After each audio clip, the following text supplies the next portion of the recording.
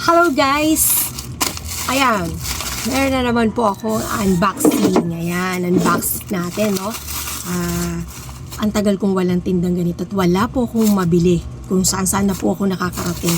So, ayan, naisipan ko, umorder na lang po dyan sa online. Well, mahalaga rin po ito eh. Matagal na po talaga akong wala nito. At madalas pong hanapin sa akin. No? Alright, ayan po. Ayan, Kiwi Black. No? So, maano po sa akin to, mabili po sa akin guys. Ayan. Alright, at hindi po siya fake. Legit po siya guys. No? So, kasi kapain mo lang siya, puno po siya. At saka po yung pinaka-hobby po ng kanyang, kanyang balot. Ibang-iba po sa peke. No? Nakabili na po ako ng peke. Yung naglalako dito. Talagang China siya. No? So, ito po siya. So, ito po, ang bili ko dito is 100 pesos. So, 4 na pack po siya. Naka-sale po siya, guys. Naka-sale. O, diba? 25 po per isang ganito. Naka-sale po yan, guys.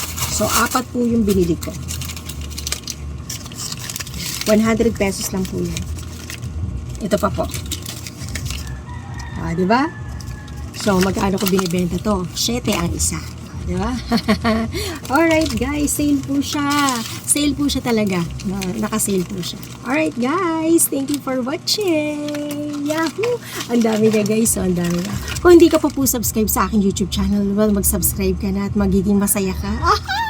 Alright guys, kiwi kayo dyan. Mine na kayo, mine na. Oh, yan. Sino-sino pa ba dyan na magmamine na? Mga katindera ko, mga kaogang tindera ko, mga kasari. Ayan, mag-mine na kayo. Alright, bye!